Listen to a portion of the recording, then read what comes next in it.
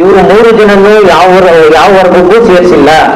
ಇದರಲ್ಲಿ 90% ಬಲಗೈ ಸಮುದಾಯದ ಜನಸಂಖ್ಯೆನೇ ಇದೆ. ಇದು ನೀವೆಲ್ಲಾ ಕಡೆನೂ ಹುದ್ದೆಗಳು ಕಾಲ್ ಮಾಡ್ತಾ ಇದ್ರಲ್ಲ, ಈ 3 ಜನಸಂಖ್ಯೆಯವರು ಎಲ್ಲಿಗೆ ಅಪ್ಲೈ ಮಾಡ್ಬೇಕು ಸ್ವಾಮಿ? ಮಿಸ್ಟರ್ ಮಾದೇವಪ್ಪ, ಸಿದ್ದರಾಮಯ್ಯ, ಇವ್ರು 3 ಜನ ಎಲ್ಲಿಗೆ ಅಪ್ಲೈ ಮಾಡ್ಬೇಕು? ನಿಮ್ ಮನೇಲಿ ಬಂದು ಜೀತ ಮಾಡ್ಬೇಕ? ಮತ್ತೆ ಇದೊಂದು ಅನ್ಸೈಂಟಿಫಿಕ್ ರೀಸನ್. ಮತ್ತೆ ಈಗ ಜಾತಿ ಪ್ರಮಾಣ ಪತ್ರ ಇಶ್ಯೂ ಮಾಡ್ತಾವ್ರೆ. ವಸತಿ ಶಾಲೆಯಲ್ಲಿ ನೋಡಿರ್ಬೇಕು, ನಾನು ಪ್ರೂಫ್ ತಗೊಂಡ್ಬಂದಿದ್ದೀನಿ. ಆದರ್ಶ ವಿದ್ಯಾಲಯದಲ್ಲಿ ಅಡ್ಮಿಷನ್ ಪ್ರೋಸೆಸ್ಗೆ ಅಪ್ಲಿಕೇಶನ್ ಹಾಕ್ತಿರಲ್ಲ, ಇದರಲ್ಲಿ ಪ್ರವರ್ಗ ಎ, ಪ್ರವರ್ಗ ಬಿ, ಪ್ರವರ್ಗ ಸಿ ಅಂತ ಐತೆ.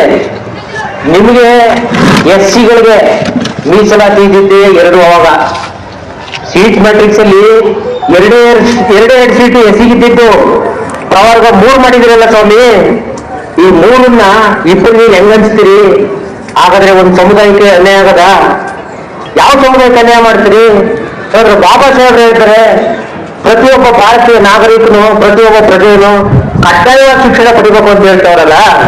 ಹಾಗಾದ್ರೆ ನೀವು ಆ ಮೂಲಭೂತ ಹಕ್ಕುಗಳನ್ನ ಕಿತ್ತೆಲ್ಲ ಕೊಟ್ಟಿದ್ದೀರಾ? ಸಿದ್ದರಾಮಯ್ಯ ಸರ್ಕಾರ ಆಗ್ಲಿ, ಮಾದೇವಪ್ಪನ ಸರ್ಕಾರ ಆಗ್ಲಿ, ಯಾರು ಗೋಲ್ಡಾಯ್ತಾ ಇದ್ದೀವಿ ನೀವು? ಹಾಗಾದ್ರೆ ಇನ್ನೊಂದು, ಈ ಕಾಯ್ದೆಗಳಲ್ಲಿ ಆಗ್ಬೇಕಾದ್ರೆ, ಕಾಯ್ದೆ ಆಗಿಲ್ಲ ಇನ್ನು, ಈ ಆದೇಶಗಳಲ್ಲಿ ಆಗ್ಬೇಕಾದ್ರೆ ಒಳ್ಳೊಳ್ಳೆ KS ಆಫೀಸರ್ಗಳು ಇರ್ತಾರೆ, DPR ಅಲ್ಲಿ ಕಮಿಷನರ್ಗಳು, ಇಲಾಖೆಗಳಲ್ಲಿ ಇರ್ತಾರೆ.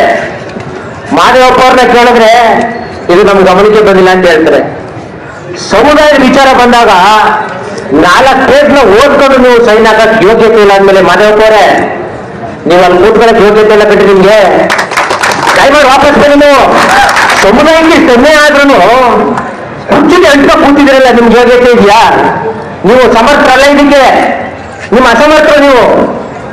ಮಾದೇವಪ್ಪ ಮಾಡಿರೋ ತಪ್ಪೆ ಸಿದ್ದರಾಮಯ್ಯ ಯಥಾಸ್ಥಿತಿ ಅದೇ ತಪ್ಪು ಮಾಡಿ ಸೈನ್ ಕಳಿಸ್ತಾರೆ ಅಂತಂದ್ರೆ, ಸಿದ್ದರಾಮಯ್ಯ ನೀವು ದಲಿತ ಮುಖ್ಯಮಂತ್ರಿ ನಾನಂತ ಹೇಳ್ಕೊಟ್ಟು ದಯಮಾಡಿ ನಮ್ಮ ದಲಿತರಿಗೆ ಅಯೋಗ್ಯ ಅಂತ ಅನ್ಸ್ಬಿಡ್ತಾರೆ.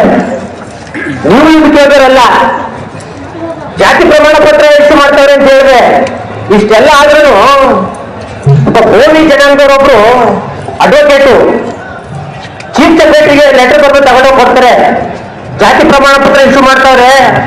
ನಮ್ಗೆ ಆದರ್ಶ ವಿದ್ಯಾಲಯಗಳಲ್ಲಿ ಮತ್ತೆ ಮುರಾರ್ಜಿ ಶಾಲೆಗಳಲ್ಲಿ ಮಕ್ಕಳನ್ನ ಸ್ಕೂಲಿಗೆ ಸೇರ್ಸಕ್ ಆಯ್ತಾ ಇಲ್ಲ.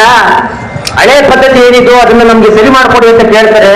ಪಾಪ ಅವರು ಅಧಿಕಾರಿ ಆ ಲೆಟರ್ ಮೇಲೆ ಬರೆದು ಎಲ್ಲ ಕಡೆ ಸರ್ಕ್ಯುಲೇಟ್ ಮಾಡ್ತಾರೆ. ಈಗ ಇನ್ನೂ ವರ್ಗೀಕರಣ ಸಮರ್ಪಕವಾಗಿ ಜಾರಿಯಾಗಿಲ್ಲದ ಕಾರಣ ಹಳೆ ಮೀಸಲಾತಿ ಸ್ಥಿತಿ ಹೆಂಗಿತ್ತು ಅದನ್ನ ಮುಂದುವರಿಸಿ ಅಂತ ಬರೀತಾರೆ. ಇವತ್ತಿಗೂ ಇದನ್ನ ಮಾದೇವಪ್ಪರ ಅಲ್ಲಿ ಅಧಿಕಾರಿಗಳಾಗಲಿ, ಸಿದ್ದರಾಮಯ್ಯನಾಗ್ಲಿ ಗಮನಕ್ಕೆ ತಗೊಳ್ದಂಗೆ ನೀವು ಹೊಸ ಸಿಸ್ಟಮ್ನ ರನ್ ಮಾಡ್ತಾ ಇದ್ರಲ್ಲ, ಇದು ನ್ಯಾಯನ? ಇದು ನಮ್ಮ ಮಕ್ಕಳು ಸ್ಕೂಲ್ ಹೋಗೋದೇ ಬೇಡವಾದ್ರೆ ಸ್ಕೂಲ್ ಸೇರ್ಕೊಳ್ಳೋ ಅಗತ್ಯ ಇಲ್ವ? ನಮ್ಮ ಮಕ್ಕಳಿಗೆ ಒಳ್ಳೊಳ್ಳೆ ಸ್ಕೂಲ್ಗಳಲ್ಲಿ ಓದಿಸ್ತಾ ಇದ್ರಲ್ಲಪ್ಪ, ಹುದ್ದೆಗಳಿಗೆ ಕತ್ತರಿ ಹಾಕಿ ಬಿಡೋರೆಲ್ಲ. ಎಲ್ಲ ಪ್ರವರ್ಗ ಹೇಗೆ ಕೊಡೋದಾದ್ರೆ, ಪ್ರವರ್ಗ ಬೀಳಿರೋರು ನಾವು, ಏರುವಾದ ಹೇಳ್ತೀನಿ ಒಲೆಯರು, ಪ್ರವರ್ಗ ಬೀಳಿರೋರು ನಾವಿಲ್ಲಿಗೆ ಹೋಗ್ಬೇಕು.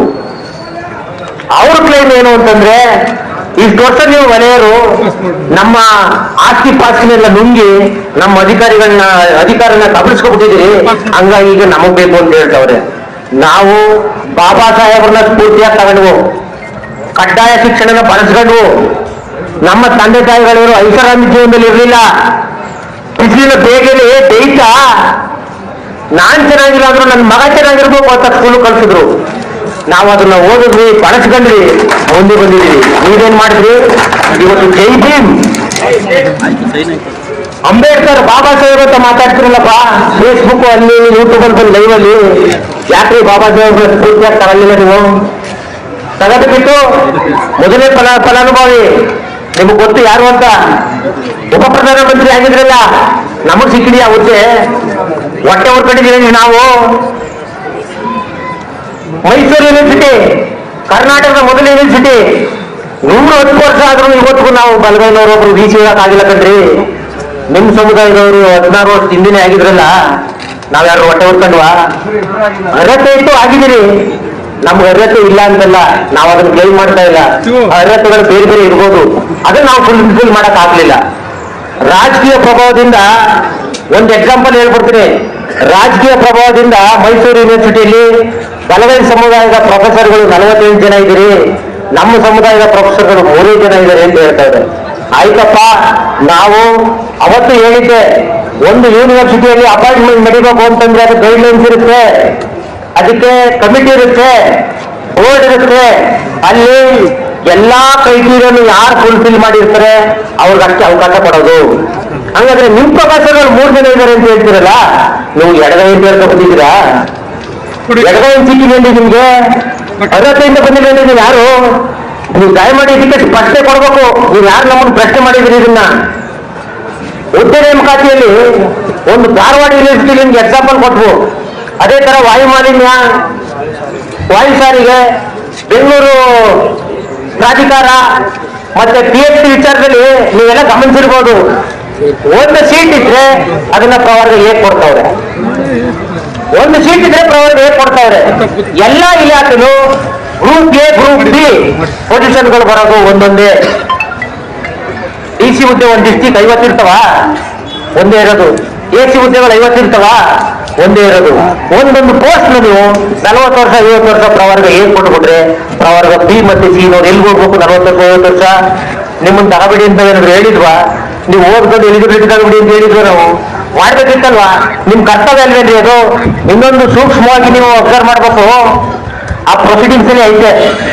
ಮಾದೇವಪ್ಪನವರು ಕಣ್ಣು ಬಟ್ಟೆ ಕಟ್ಕೊಂಡು ಸೈನ್ ಹಾಕವ್ರಲ್ಲ, ಆ ಪ್ರೊಸೀಡಿಂಗ್ಸ್ ಅಲ್ಲಿ ಒಂದು ಐತೆ. ಏನು ಅಂದ್ರೆ ಬ್ಯಾಕ್ಲಾಗ್ ಹುದ್ದೆಗಳಿಗೆ ಸಂಬಂಧಪಟ್ಟಂಗೆ ದಿನಾಂಕ 31/3/2025 ನೆಕ್ಸ್ಟ್ ಬಂತು 31ನೇ ತಾರೀಕು ತನಕ ಈ ವಿಚಾರವಾಗಿ ಯಾವುದಾದ್ರೂ ಗೊಂದಲೆಗಳು ಸಮಸ್ಯೆಗಳು ಬಂದಲ್ಲಿ ಅದನ್ನ ಸರಿಪಡಿಸಿ ಆದೇಶ ಮಾಡಬೇಕು ಅಂತ ಖುದ್ದು ಅವರೇ ಪ್ರೊಸೀಡಿಂಗ್ಸ್ ಅಲ್ಲಿ ಸೈನ್ ಹಾಕಿರೋದು. ಯಾರು? ನಮ್ಮ ಸಮಾಜ ಕಲ್ಯಾಣ ಸಚಿವರು. 31/3 ಇನ್ನೂ ಬಂದೇ ಇಲ್ಲ. ಆದ್ರೂ ಇದನ್ನ ನೀವು ಇಂಪ್ಲಿಮೆಂಟ್ ಮಾಡಕ್ಕೆ, ಕಾಯ್ದೆ ಮಾಡಕ್ಕೆ ರಾಜ್ಯಪಾಲರು ಕಳಿಸ್ತೀರಿ ಅಂತಂದ್ರೆ, ರೇ ಮಾದೇವಪ್ಪ, ನೀವು ಯಾರ ಪರ ಹೋಗಿ ಕೆಲಸ ಮಾಡಕ್ ಬಂದಿದ್ದೀರಿ ಇಲ್ಲಿ? ನಾಚಿಕೆ ಆಗಲ್ಲ ನಿಮ್ಗೆ? ಒಂದು ಸಮುದಾಯಕ್ಕೆ ಅನ್ಯಾಯ ಆದ್ರೂ ಆದ್ರೂ ಪರವಾಗಿಲ್ಲ ಅಂತ ಹೋಗಿ ಅದನ್ನ ರೆಪ್ರೆಸೆಂಟ್ ಮಾಡೋರು ಸೈನ್ ಹಾಕಿ ಕಳಿಸಿದ್ರಲ್ಲ, ನಿಮ್ಗೆ ಯೋಗ್ಯತೆ ಇದೆಯೇನ್ರಿ? ಇದು ಯಾವ್ದು ನಿಮ್ ಕಣ್ಣು ಕಾಣಿಸ್ಲಿಲ್ವಾ? ಕೇಳಿದ್ರೆ ಕಮಿಷನರ್ಗಳು ಯಾರು ನಮ್ಗೆ ಗಮನಕ್ಕೆ ತರಲಿಲ್ಲ ಅಂತಂತಾರೆ.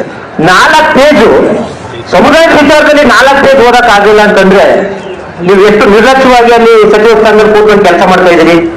ಪರಮೇಶ್ವರ್ ಅವರಾಗ್ಲಿ, ಪ್ರಿಯಾಂಕರ್ಗೆ ಆಗ್ಲಿ RSS ವಿರುದ್ಧ ಭಾಷಣ ಬಿಡ್ತಾವ್ರೆ. ನಮ್ಮ ಸಮುದಾಯದವರು ತಳಪಾತ ಕೊಳ್ತಾವ್ರೆ. ಈಗ ಒಬ್ಬನು ಪ್ರಶ್ನೆ ಮಾಡ್ತಾರೆ.